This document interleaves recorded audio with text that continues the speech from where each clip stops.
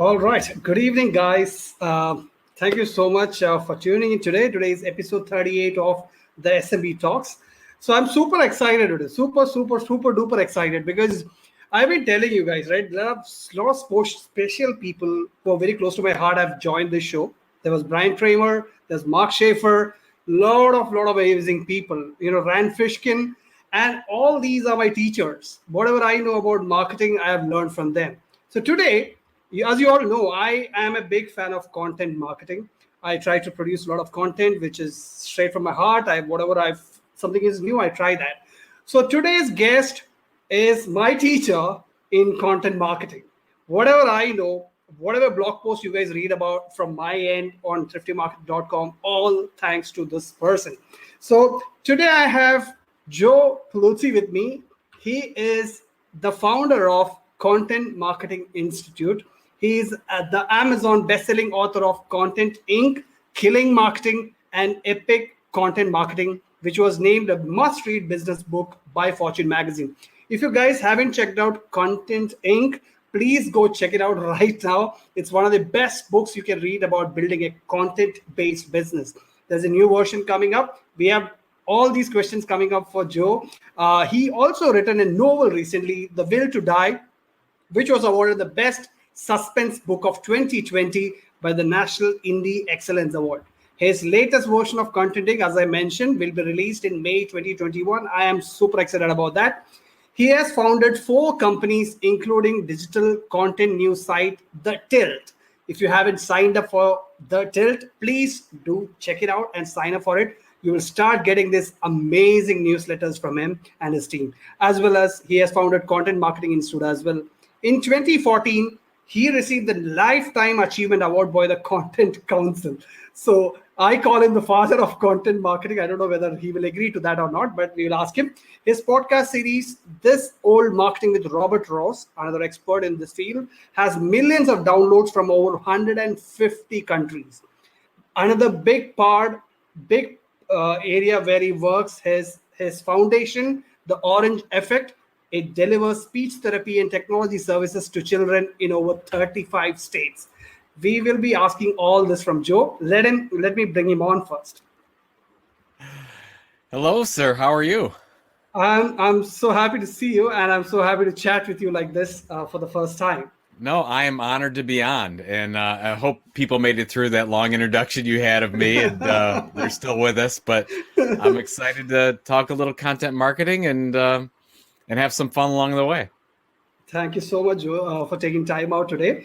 And this is a show which I started during coronavirus, COVID pandemic, and I wanted to bring on people like you who have done a lot of work in the area where you are an expert, and wanted to get some lessons from you, and which we can pass on to other people and move on.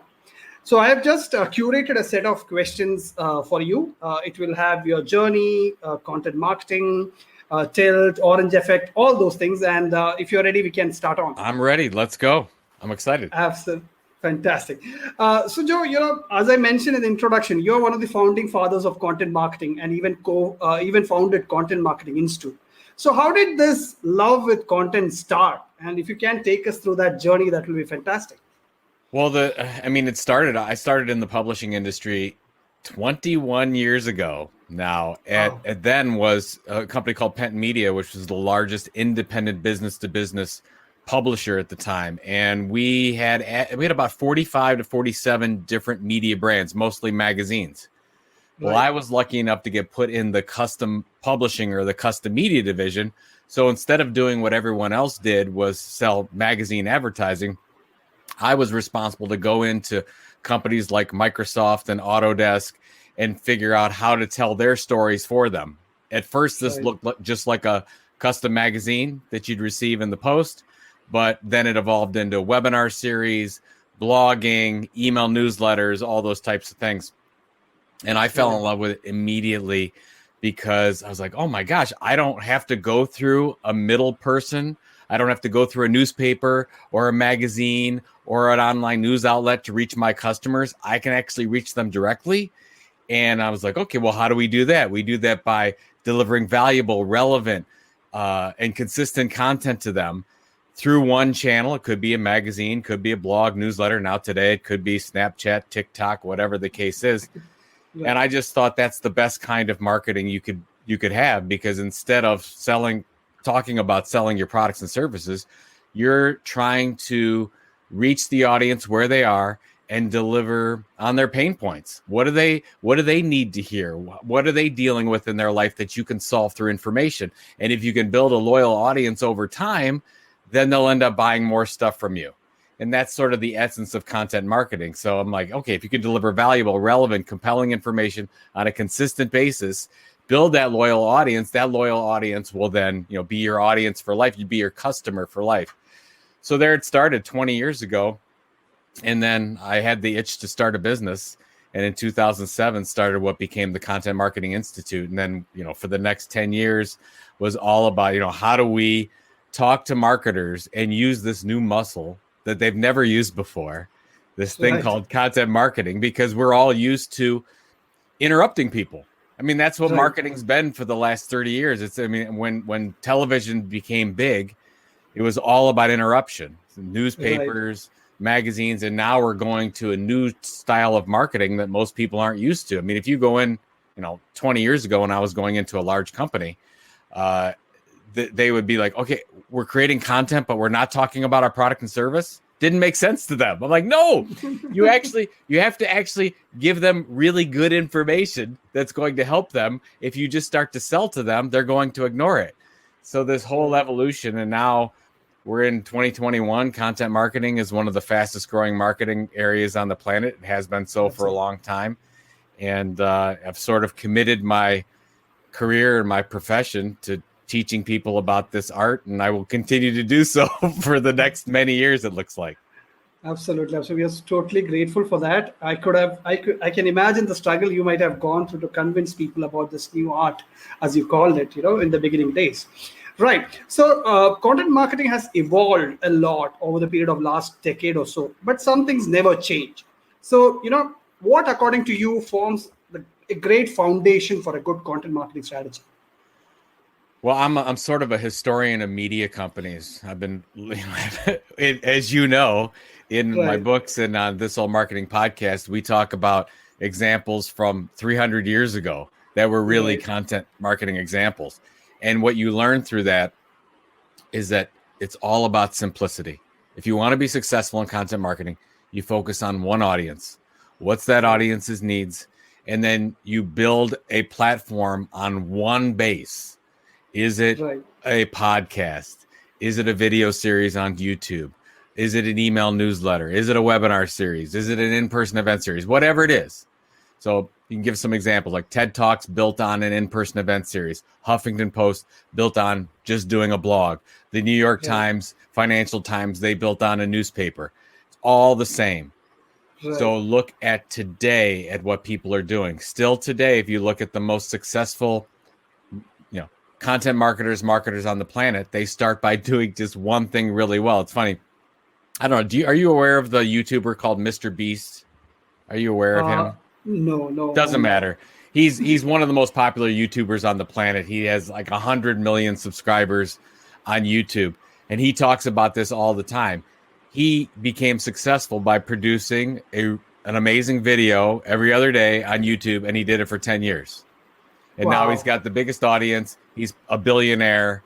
He's doing everything he wants to do. But people think that, I got to create content and then I've got to be everywhere my audience is at online. It's not true.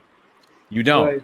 You have to focus on, and the reason is because it's very difficult to break through all that clutter. So you have to focus on a very particular audience with a very particular message, and you have to do so consistently on one platform to start. That doesn't mean that you can't get into all the other stuff. You absolutely can, but you have to start by being great at one thing.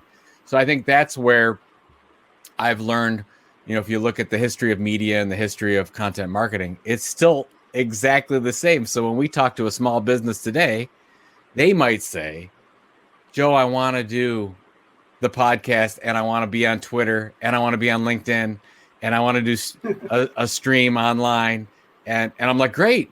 I'm glad you want to do all those things, but if you do all those things at the same time, you won't be successful. Let's choose one. practice with one, work out all the bugs with one, start building your subscriber base over time.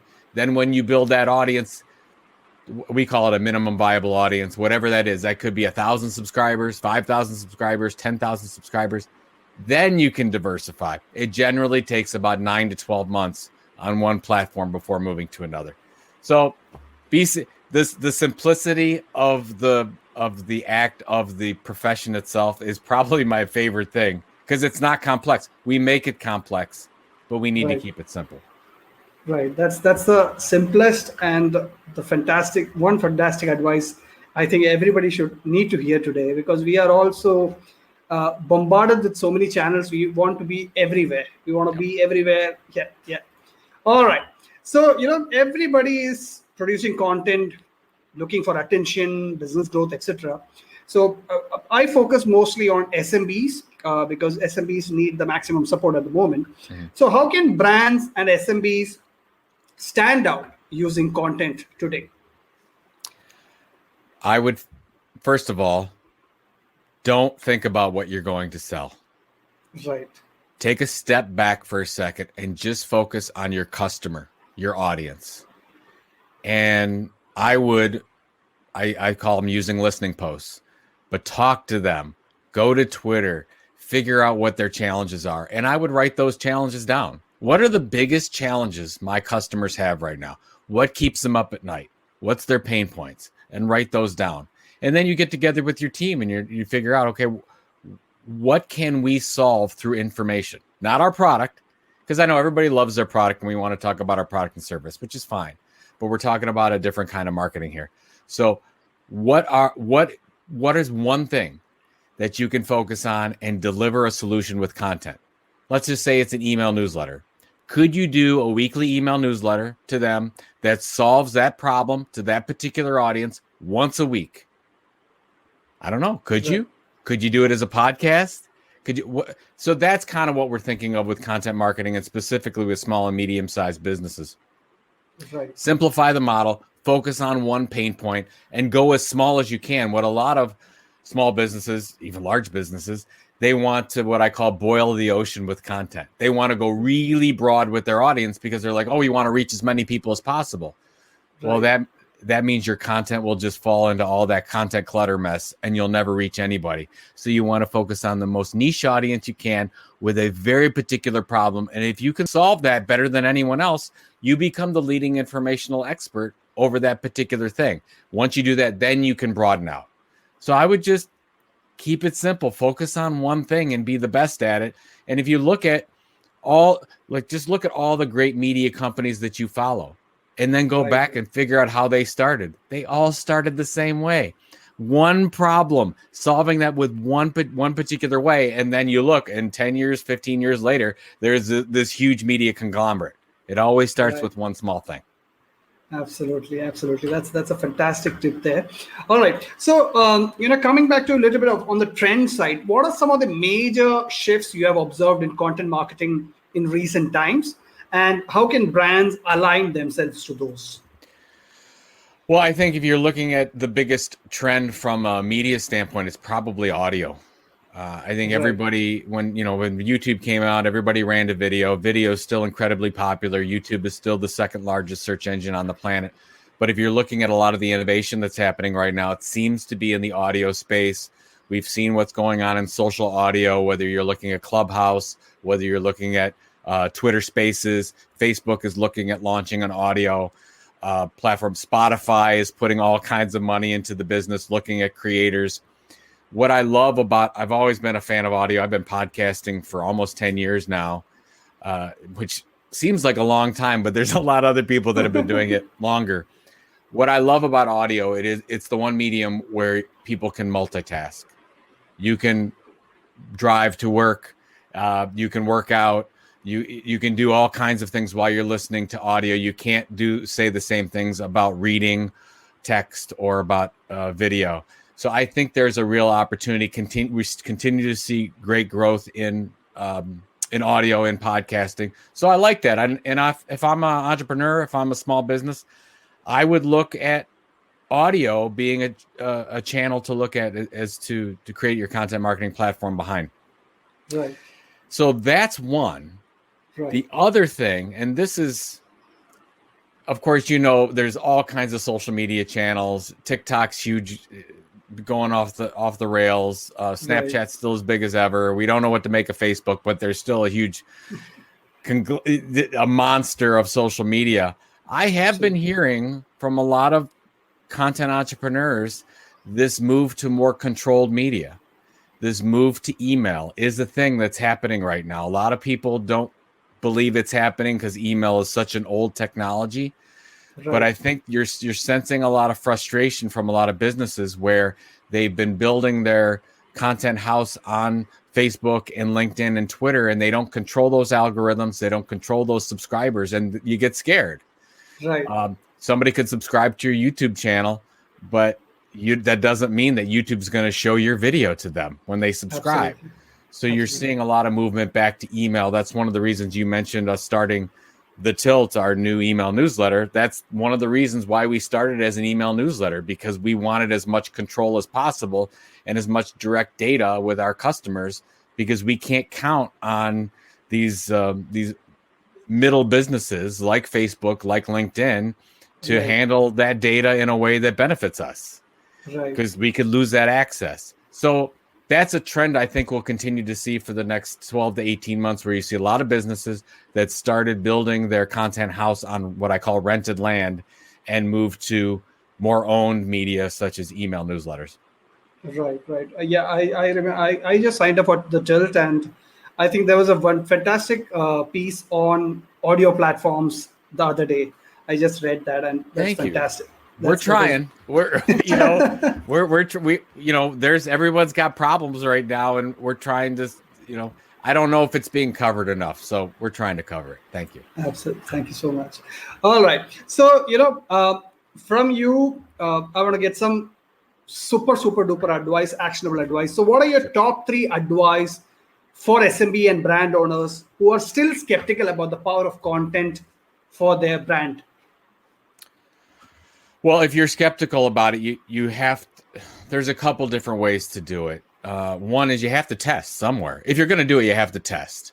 But generally, it's tough to test in any business that doesn't believe it, because you're not going to get the internal support. Right. I've worked mostly in multi-billion-dollar enterprises all my life, and content marketing programs don't get killed because of lack of success in the program. They get killed because of lack of support. Absolutely. Always the case. So how do you build support? Generally, you do it through fear. You do it through missing out, because what you should show. And so let's say I'm electronics business online, and I want to do some content marketing initiative, and my chief executive officer doesn't want to do it, or my chief marketing officer doesn't do it. I would go out and research, well, what are people in my industry doing? What you will find is that in your industry, your competitors are building audiences. There's this rush to audience building right now. They're going out and building audiences, and you're going to be left out. What does that mean? That means long-term, they're building an asset that they can audience asset that they can leverage in many, many different ways. More loyal customers, just better customers that buy more, maybe better yield. They can monetize those customers in many different ways because they have that owned audience, while you have to rely on paid media, which is more expensive, which is more inefficient than long-term it is having your own audience. So then I would say, here's what this competitor is doing. Here's what that's competitor. I probably helped to launch more content marketing projects through that fear of being left out, or fear of what my competitor is doing, than anything else. So then once you get that and say, hey, look, are we going to be left? There's little tricks you could do too. Like you could, if you wanted to start a blog, you basically just start typing in keywords, and you say, well, go to your chief marketing officer. What should we be found for? If you type in certain keywords and you're not there, that's a problem. And then you're going to see all your competitors are there. Why aren't we there? Well, because they're creating relevant content through their blog, and we're not doing it. So generally, that seems to be the way that it starts. And then I would start very simply with focusing on that one thing. Like, what do we really want to do? Okay, well, I have to show success to my to my marketing director by getting found more in Google. Yeah. All right, that's fine. I mean, that's an internal KPI that you probably want to see, getting found in Google, to leads through the pipeline. I get it. We've got to deal with that. But then go back and say, okay, what can we do? You might say, well, maybe a blog e-newsletter combo would really work well for some of this stuff. And then you could do something like, and I'm a big fan of a rolling list of keyword phrases. And I'll say, okay, here's a rolling list of 50 to 100 keyword phrases that we need to be found for. Here's where we rank right now, which is terrible. And you can actually look at that ranking over a period of time and create information based on every one of those keywords. Not a new strategy. Strategy's been done for 15 years. Still an effective strategy if you're just getting started. And then just start with a pilot project. Start with one thing, and you have to make a hypothesis. This is an informed guess. You don't know. Like, would a podcast be better to start than a blog? Would a blog be better to start than a YouTube series? You have to figure out what the audience's needs are, where the audience is hanging out online, and what you're good at. If you have a lot of people in your organization that have great radio voices, maybe a podcast is for you. If you've got really good connections in the industry, maybe a Q&A interview series like you're doing, maybe that works better than doing just articles. Maybe you've got some really good engineering talent in your organization and you've got a good editor that can take that information and create educational blog posts. Great. That's all the first 2 months of figuring out where you can actually, be the best in the world at one thing and build an audience. Absolutely. That's the best actionable advice I have ever heard, actually. And I think you laid out a entire plan. Somebody can just listen to this and start doing it, actually. That's fantastic. It's crazy, though. I mean, I've seen a couple programs that were working so well. Like they were award-winning content marketing case studies. They were doing great. They were bringing in new customers and audience, and they literally got chopped and got killed because the chief marketing officer didn't understand the program. So, I think I lost you.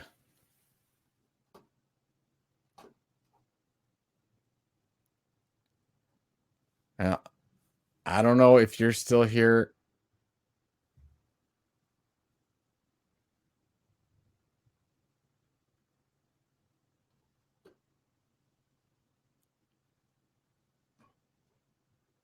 All right, let me read.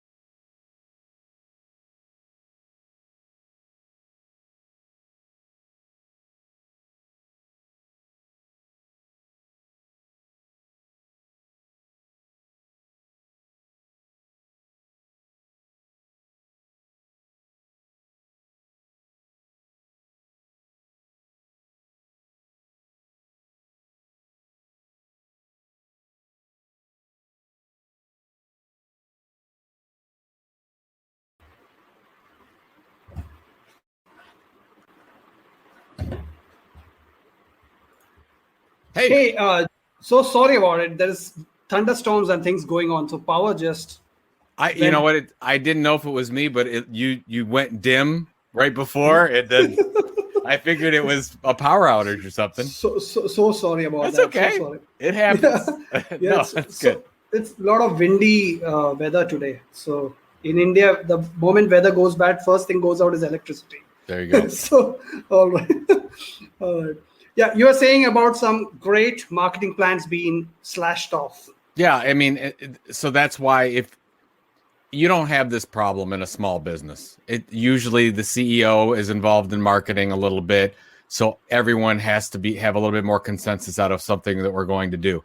In a large company, sometimes you have a marketing director or content marketing person launch something, but then when you get a change in chief marketing officers, which happens, as we know, at less than every 2 years, they come in and they'll look at something, and if they come from a traditional advertising background, they'll say, what are we doing? This isn't helping the sales team. We need to drive more products. They're a publicly traded company, so they have all kinds of metrics to hit. We don't have time for this, because content marketing, for it to work, takes time. So if you said, if somebody comes to me and they say, Joe, I want to do content marketing and I've got 6 months, what can I do? I say, don't do content marketing. Go buy advertising. Because you need short-term results. You're not going to get short-term results. You're going to get any results probably with content marketing. Those results come 12 to 18 months to 24 months. Really good long-term. Build a long-term asset. Competitive advantage in 2-3 years. Quick stuff doesn't happen. Absolutely. That's one of the biggest myths we need to bust about content marketing. Right. So if you have to prepare a quick content marketing plan for an SMB, what will be the you already mentioned about it, the key steps. So what will be the key ingredients or key steps involved in that? So basically, I'd probably go through the plan that I talk about in the Content Inc. book, but the idea is the first thing you start with is what I call the sweet spot, and that's the intersection between what you are good at as an organization and what your audience's desire is. So basically, you list, okay, we talked a little bit about this, but what are all the things that we have expertise in that's maybe a little bit better than most? That's on the one side, and on the other side, what are our audience's pain points? What keeps them up at night? And then together, that intersection, you create that. What is that sweet spot? So for us in our new launch, we just went through this project. Our sweet spot is this idea of content businesses that actually want to create a sustainable business. So an entrepreneur that wants to start a content business, but how do they do so long-term and not just as a hobby? So we're like, oh, okay, that's something in the middle. We can talk about that. We know that's a pain point. Good. Then we take it to step 2. Step 2 is the most critical. It's what we call the content tilt. The content tilt is you have to find that one area that you can differentiate so you can cut through all that clutter. It's like a hook. How do I hook my audience in? How do I ensnare them in whatever this content opportunity is? Like for us in the tilt, it's this idea of the content entrepreneur. A lot of people aren't talking about it. We think that's the term that people are going to be intrigued with. So, you have to find out what makes us special, what makes this so different. Are you creating it on a new platform? Do you have a different kind of personality? Are you launching it in a way that people are unexpected to people? Maybe nobody's doing an email newsletter on this. Maybe nobody's doing a podcast on this. Maybe you're an engineer and you have a sense of humor and there's nothing that has a sense of humor. So you kind of have to figure out what makes it different. Why would people tune in? Why would people show up? So that's like the first 2 months and you haven't even created content yet. And then you go into making the decision, okay, how am I going to tell this story? Okay, here's what the content tilt, that's what I'm going to tell the story on. It's a little bit different. How am I going to tell the story? I'm going to tell it through textual, on a blog. Am I going to tell it audio on a podcast? Is it going to be video on YouTube? You have to think about that. That's building the base. That's what we talked about, that one platform thing. And then you pick your frequency. Just like a heartbeat has a rhythm, you have to have a rhythm. If you don't have a rhythm, you will lose people. I know so many small businesses that start and they'll do even an e-newsletter, a podcast. Actually, video is the best because everyone does video wrong. They'll do, I'm going to upload 2 videos to YouTube today, and then 1 in 2 weeks, and then 3 more the next week. I'm like, what are you doing? Like your show, like you have episode 38. This is your show, right? So you do your show at a regular time every time. That's what every business has to do. So you have to decide what that is. And it doesn't have to be every day. It just has to be consistent. So what can you do at a minimum to create the maximum amount of results? So you have to figure out what that is. And then once you do that, you just keep producing. You just execute. And what a lot of people don't realize is that most people stop producing after 3 to 6 months. They give up. So true. So true. So if you could keep, because there'll absolutely be a time you'll get to 2 or 3 months. You won't have the audience. Whatever your expectations are, you don't get the audience yet. And you'll say, this isn't working. Well, you got to get to 6 to 9 months before you even can start to think about something working. So you have to be patient. So I would say at least just keep doing your thing, listening to audience feedback, focus only on building audience for the first 9 months. That's all you should do. And that's what I would do. I would tell that to any large business, small business, whatever industry. I would follow the exact same model. Got it. All right, that's actually again a quick content marketing plan for any business out there, not only SMBs actually. So now let's talk a little bit about social media platforms, because producing content, propagating them, that's a different beast altogether. Sure. So how big a role does social media platforms play in content marketing today? Well, if you do it right, social media is amazing. I mean, when I got lucky when I started in 2007 on social media, and that was the year when Twitter got hot. I started, and when I was on LinkedIn at that time, they had the influencer program, and I became an influencer. I got lucky with that. So a lot of it is first mover advantage, and that's why a lot of people are rushing to Clubhouse right now, because they're saying, hey, there's a first mover advantage here. Here's the thing, though, with social. You have to pick your spots, and you have to have a goal and an editorial plan for whatever social media channel that you decide on. So let's say that your core base is a podcast. Right. Well, then I would figure out what your 2 social channels would focus on. Let's say you're a podcast, and you're going to say, I'm going to focus on Twitter and LinkedIn. Let's say you're a business to business company. Great. Right. Okay. Those are the 2. That means you forget the rest of them. I mean, if you want to use them for listening opportunities and just listen to what your customers are doing, that's fine. I don't have a problem with it. But you can't publish consistently on all these sites. It's you don't have enough resources to be great at it. Right. So focus on Twitter and then LinkedIn and say, okay, who are we targeting on LinkedIn? Who's our audience there? What are we trying to do? What's our promotion plan? And then you go ahead and create content just like you do on your base, and you create content on that platform in order to build an audience to, when the time is right, start getting them to go back to your base. Because ultimately you want them to subscribe to your main content initiative that you have. So I like the 1-2 strategy. I see a lot of people, like if you look at Joe Rogan, very popular podcaster, Joe Rogan Experience. He just did a syndicated plan with Spotify for over $100 million. Joe Rogan had, here's podcast, Apple Podcast, Spotify. That's, I'm a podcaster. He looks at YouTube and I think Instagram are his 2 that he focuses on. And then he doesn't do anything on Facebook, doesn't do anything on Clubhouse, just focuses on those 2. Works really well for him.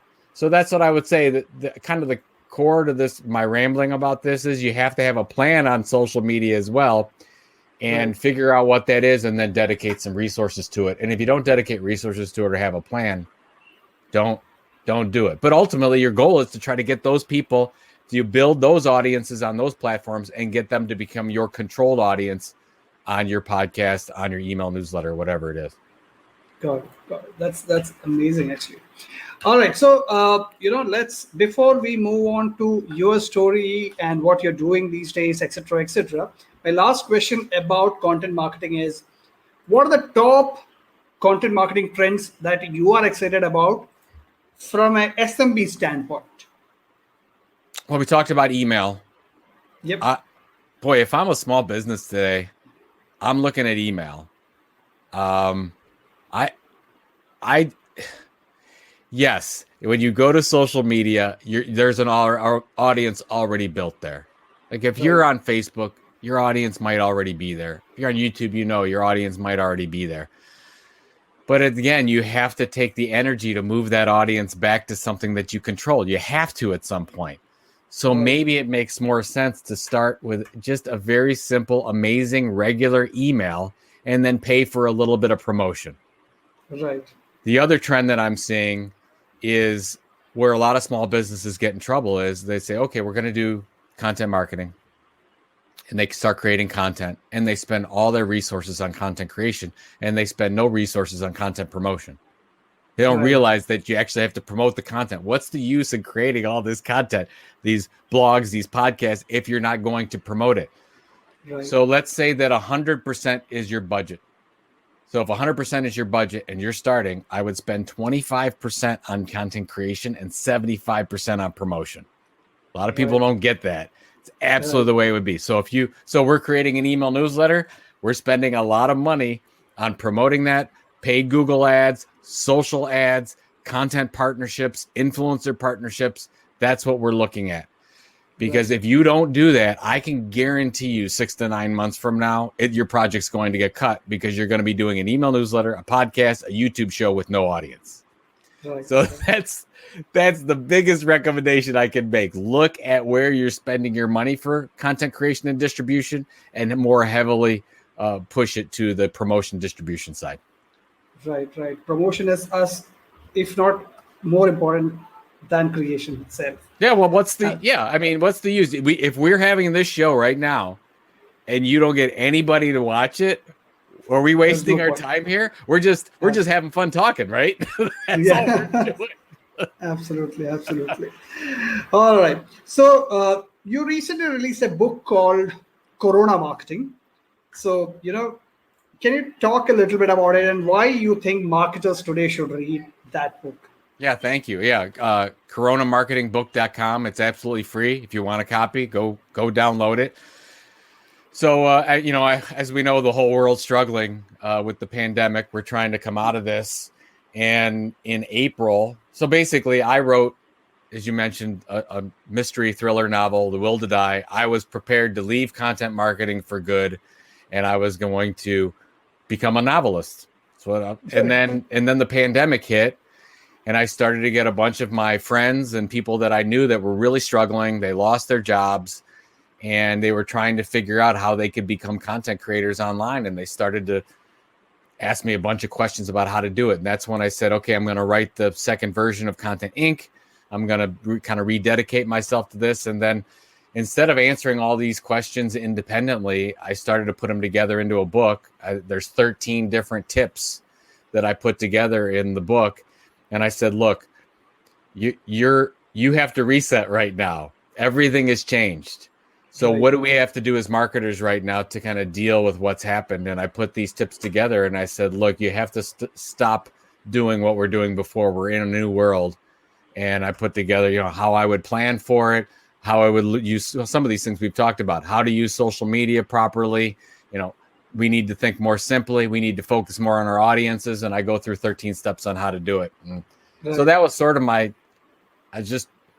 was just getting all the questions, and I said, might as well put it together in a book, and that's what I ended up doing. But if it wasn't for the pandemic, we wouldn't be having this conversation right now.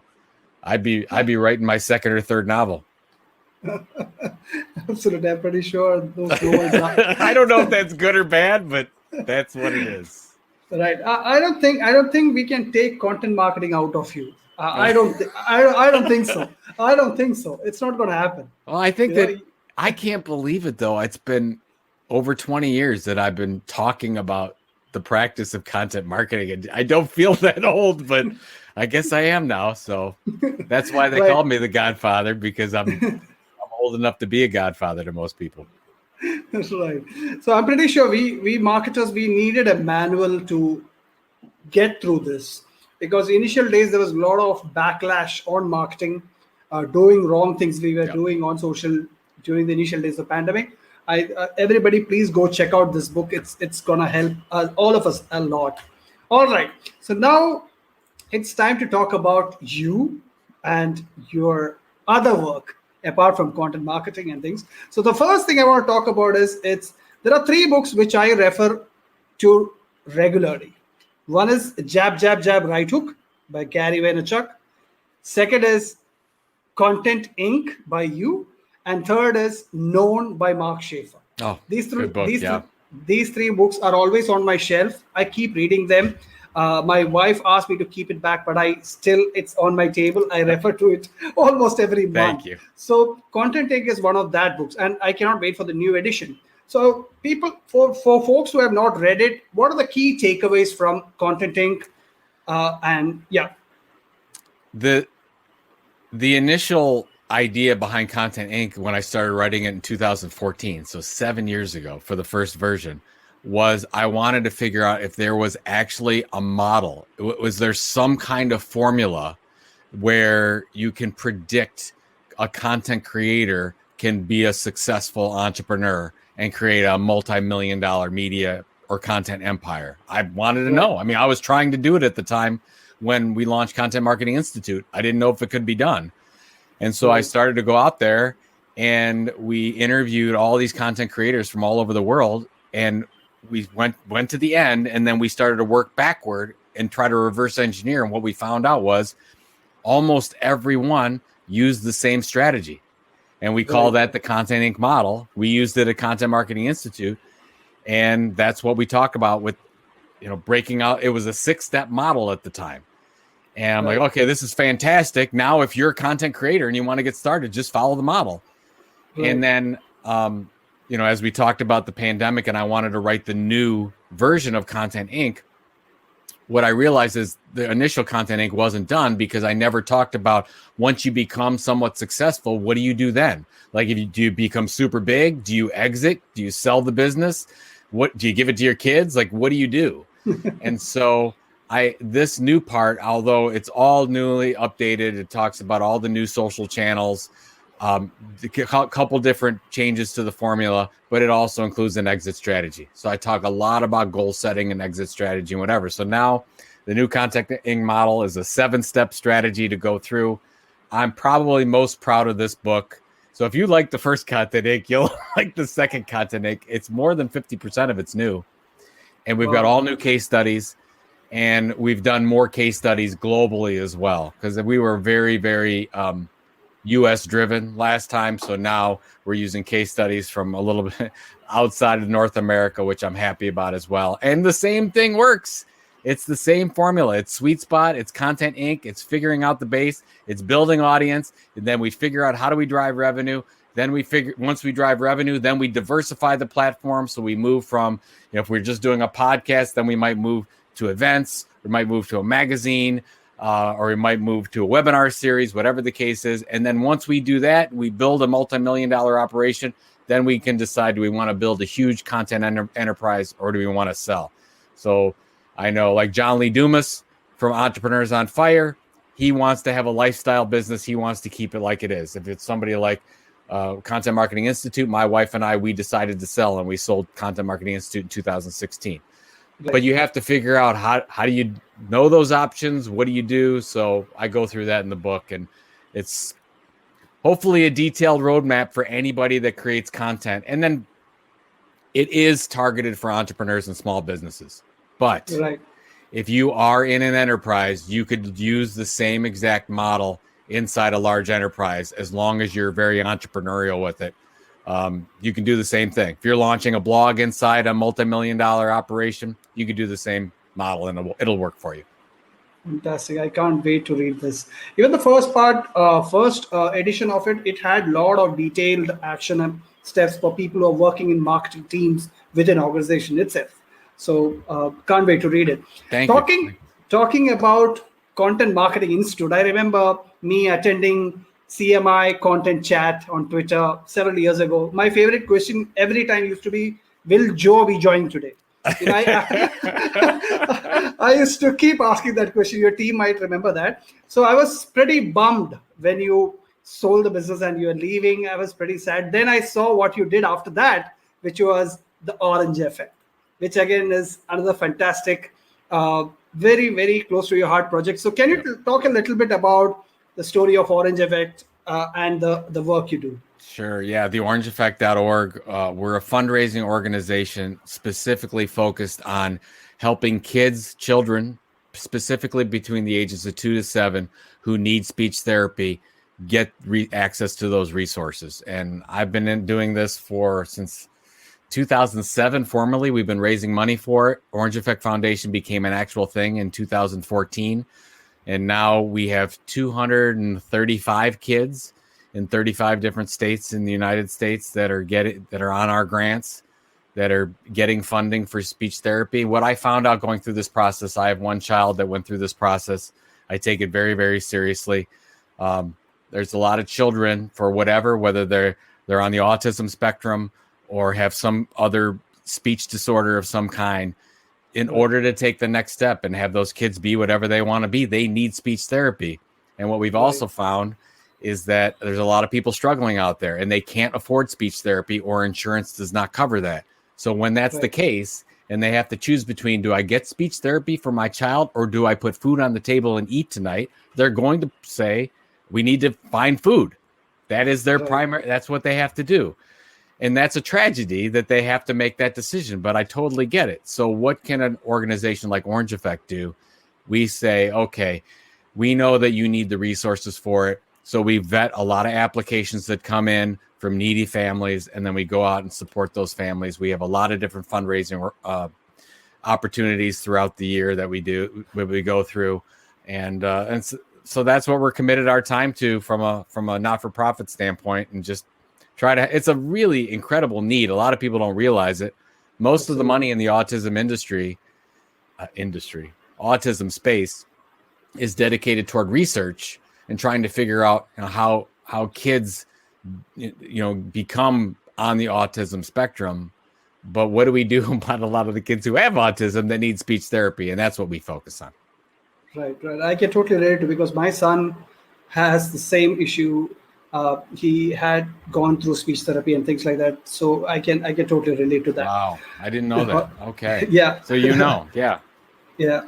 All right. So the latest venture of yours, the Tilt, and the amazing content which has already been pouring in our inboxes. So I would love to hear more about the Tilt and what lies ahead for the venture. So the Tilt is our thinking that there are a lot of content creators out there that don't just want to do it as hobbies. They want to actually build sustainable businesses out of it. So as you go to the homepage, you'll see turning content creators into content entrepreneurs. And that's what we're trying to do. And most of the content creators I talk about, I would consider more gig workers or just hobbyists. And it's not that that's a bad thing. I'm not putting them down, but they're making side revenue.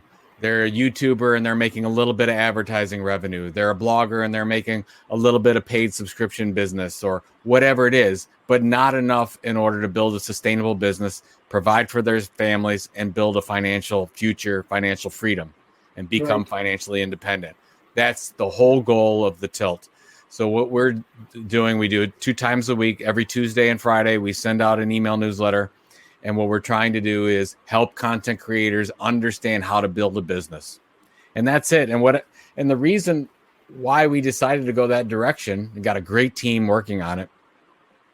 There's just so much on content creation. There's the passion economy. There's the creator economy. There's all kinds of marketing organizations that are creating content about how to build an audience and how to drive revenue. But there's not a lot of people that say, how do you actually create the business behind it? And what is the business model? In a lot of cases, what we've been trying to do with Content Inc., what the new version does. So that's all we're trying to do. And if it was already out there, we wouldn't have created it. But I don't know of it. I can't find it anywhere. There's bits and pieces all over the place. So our job is to find that news, disseminate that news in a way for content creators so that they can build a business and ultimately, if they want to, become financially independent. Right. I believe that is one of the big pain point you are solving with that, because there are a lot of content creators who have no idea how to take it to the next level, or maybe move out of that hobby zone and make a living out of it. So that's going to be fantastic. So people can sign up at thetilt.com, if I'm not wrong. That is correct. Yeah. If you go to thetilt.com, you can't do anything else but subscribe to it. We're one of those horrible landing pages that you get one choice and that's it. But that's what we are. We're an email newsletter. So absolutely. What are you going to do? So, guys, go check it out, thetilt.com. And I'm pretty sure these are amazing content coming to your inbox. I loved reading the first 2 editions of it, and I'm pretty sure you also will. All right. So, Joe, my final question, which I ask all my guests who come here, because we are in this pandemic era, how has COVID-19 and 2020, how has it treated you, and how is 2021 looking up? Well, I talked a little bit about 2020. I totally changed focus. I mean, obviously still focused on the orange effect, still focused on, what's going on with my family, but my profession has completely changed, pivoted. And so Right. if it's just hard to say, it's amazing how that one event has changed in my profession in such a different way, where now moving forward, I'm working on the Tilt and I'm writing again, and we're doing I've got 2 podcasts. I'm creating content all the time because focusing on this new area. I'm excited about 2021 specifically for content creators and content entrepreneurs, because if you're looking at all the businesses out there that are being created, there are more businesses. I want to get the stat. I need to find the statistic, but I believe there's more businesses being created right now that are content creation businesses than any other business. Absolutely. And you can be a content creator today and have basically a smartphone, and that's all you need to do your entire business. And you can become financially independent by just doing that. So there's never been this opportunity. I mean, when I started in publishing 20 years ago, it was really costly to get into publishing. Right. It was almost, that's why you had large multi-million-dollar conglomerates that were all the media companies. Today, a media company can be one person. Right. And so it's very exciting. I'm really looking forward to 2021 and a lot of really smart people that have a lot of energy and a lot of motivation and a lot of aspiration, doing a lot of good work. And it just comes down to grit and patience. If you're patient enough, because the technology's there, the email technology is there, the social media technology is there, the financial technology is there, there's no more excuses. Anybody can do it today. So I'm pretty excited about 2021. Absolutely. 2020, we have seen the consumption of content has gone up exponentially.